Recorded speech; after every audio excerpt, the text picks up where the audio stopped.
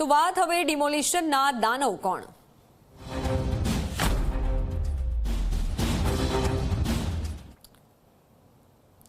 સુરતમાં ભૂતિયા ડિમોલિશન મામલે ભાજપમાં ગરમાવો છે। ધારાસભ્ય વિનુ મોરડિયાના સમર્થનમાં ઉતર્યા છે સ્વાતિ સોસા। કાજલ હિન્દુસ્તાનીમાં સમજ ઓછી છે। ધારાસભ્ય વિનુ મોરડિયા વિશ્વ હિન્દુ પરિષદમાં કામગીરી કરી ચૂક્યા છે। વિનુ મોરડિયા ઘૂસપેઠિયાઓને સંરક્ષણ આપતા નથી। કાજલ હિન્દુસ્તાનીએ વિનુ મોરડિયા પર ગંભીર આક્ષેપ કર્યા હતા।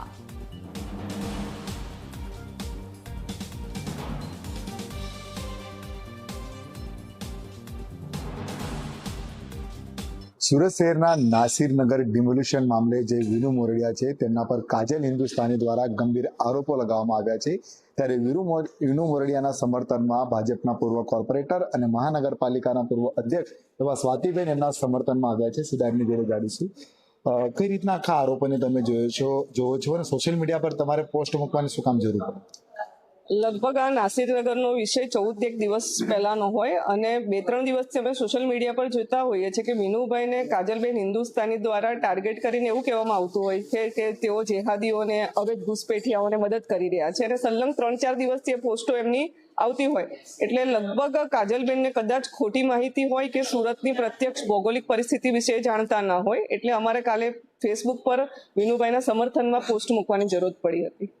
શું તમે દર્શાવ્યું છે પોસ્ટમાં અને શું કામ કાજલબેન આ રીતના નિવેદન આપી રહ્યા છે સોશિયલ મીડિયા પર?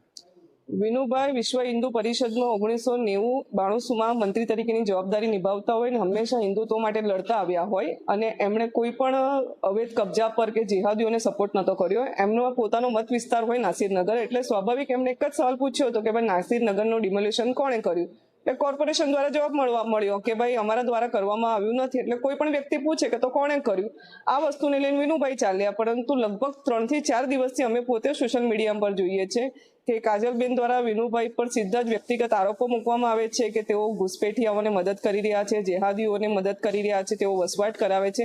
તે કાજલબેનને કદાચ કોઈ ખોટું બ્રીફિંગ કર્યું હોય, ખોટી માહિતી આપી હોય એવું તદ્દન દેખાઈ રહ્યું છે। કારણ કે જો કાજલબેન પોતે સુરત કતારગામમાં આવીને જોશે ત્યારે પોતે એના મોઢેથી વિનુભાઈ સાચા છે તેવું કહેશે। શું લાગે છે જે કાજલબેન આ રીતના એક બાદ એક પોસ્ટ કરી રહી છે, કઈ રીતે તમે આંખોને જોઈ રહ્યા છો? ભલે તમે જે આરોપ કરી રહ્યા છો તે ગેરમાર્ગ દોરતા હશે, પણ કાજલભાઈ તમને લાગે કે કોઈના કેવા પ્રમાણે આવું કરે? હવે કાજલબેન કોઈના કેવા પર કરતા હોય કે મને પૂરું ખબર નથી, પરંતુ જે પ્રમાણે પોસ્ટો મૂકી રહ્યા છે, વિનુભાઈ પર વ્યક્તિગત ટાર્ગેટ કરી રહ્યા છે, તેમને કદાચ કોઈ ખોટું બ્રીફિંગ કર્યું હોય તેવું મને ચોક્કસપણે જણાઈ રહ્યું છે। કોણ હોઈ શકે છે? તમને કોણ લાગે? હવે એ તો હું કેવી રીતે કહી શકું? શું કહેશો આ એક ડિમોલિશન તરીકે? તમે બે કઈ સ્થાનિક છો અને આ રીતના ડિમોલિશન થયું છે, કોણે કર્યું હશે? અને જે રીતના આરોપ પ્રતિ આરોપ પણ થઈ રહ્યા છે, વિનુભાઈનું બી નિવેદન આવેલું છે। સ્વાભાવિક સુરત મહાનગરપાલિકા 0 સ્લમ મુજબ આગળ ચાલતી હોય છે અને કોઈ પણ ઝૂંપડપટ્ટીનું આપણે ડિમોલિશન કરતા હોઈએ છીએ તો સ્વાભાવિક એને નોટિસો આપતા હોઈએ છીએ, અમુક ટાઈમ મર્યાદા આપતા હોઈએ છીએ અને એ બધું કાયદા અને વ્યવસ્થા પ્રમાણે આગળ ચાલતું હોય છે।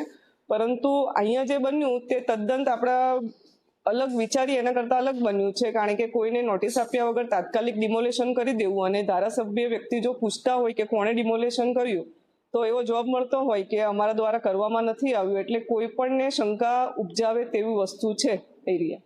બિલકુલ બી જે રીતના આરોપ પ્રતિ આરોપ થઈ રહ્યા છે, પરંતુ ડિમોલિશનને જે 15 દિવસ કરતાં વધુનો સમય વીતી ગયો છે અને માત્ર તપાસ ચાલી રહી છે।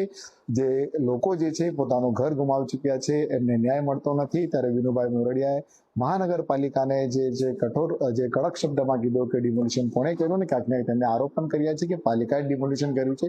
રાજકીય માહોલ તો ગરમાયો છે, સાથોસાથ સમાજ સેવકો હોય કે પછી જે હિન્દુ નેતાઓ હોય એ પણ જે છે એકબીજા પર પોસ્ટ કરી રહ્યા છે ને ક્યાંક ને ક્યાંક જે આરોપ લગાવી રહ્યા છે। પરંતુ મહત્વની વાત એ છે કે આ ગરીબ જે લોકો પોતાનું ઘર ગુમાવી ચૂક્યા છે તેમને ન્યાય ક્યારે મળશે?